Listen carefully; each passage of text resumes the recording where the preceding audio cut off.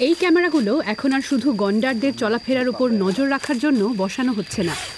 Java দ্বীপের উজুং colon জাতীয় উদ্যানের রেঞ্জাররা এখন সতর্ক অবস্থায় আছেন।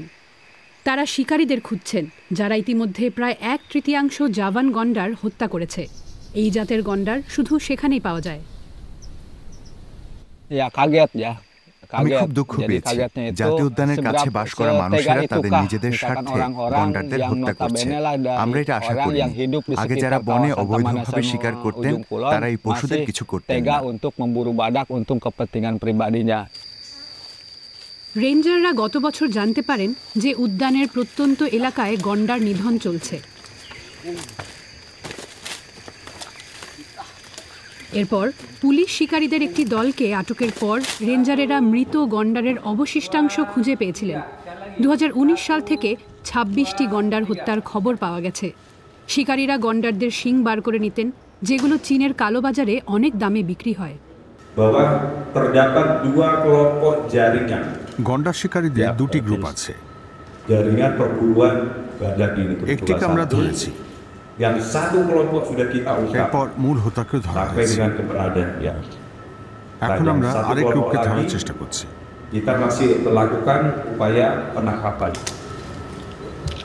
শিকারীদের কাছ থেকে 30,000 ইউরো দিয়ে গন্ডারের শিং কেনা এক ব্যক্তিকেও আটক করা হয়েছে।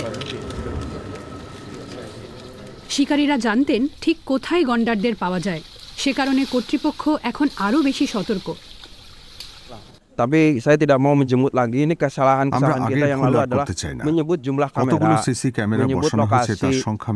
Google Earth saja kalau kita lihat itu sangat detail. Nah ini mungkin nanti kita bersurat juga ke Google bagaimana supaya itu diburamkanlah. উদ্যানে এখন কতগুলো গন্ডার আছে সেটি কেউ জানেন না। শিকারের তথ্য জানার আগেও বন্য পশুর সংখ্যা নিয়ে সরকারের দেওয়া তথ্য নিয়ে সন্দেহ ছিল। বেঁচে থাকা প্রায় 50টির মতো গন্ডারকে নিরাপদ এলাকায় নিয়ে তাদের মধ্যে মিলন ঘটানোর পরিকল্পনা করা হচ্ছে।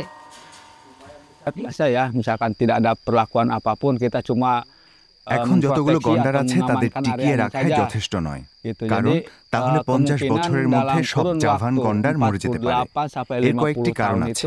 তারা একা থাকতে পছন্দ করে, আর একবার সন্তান জন্ম দেওয়ার পর আবারও সক্ষম হতে 5 বছর পর্যন্ত সময় লেগে যেতে পারে।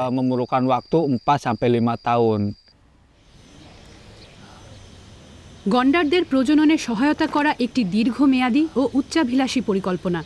স্বল্পমেয়াদী ব্যবস্থা হিসেবে উদ্যান কর্তৃপক্ষ নিরাপত্তা জোরদার করেছে এবং ড্রোন দিয়ে শিকারীদের খোঁজা শুরু করেছে। প্রায় 1,20,000 হেক্টর এলাকার উপর নজর রাখতে সহায়তা করছে ড্রোন।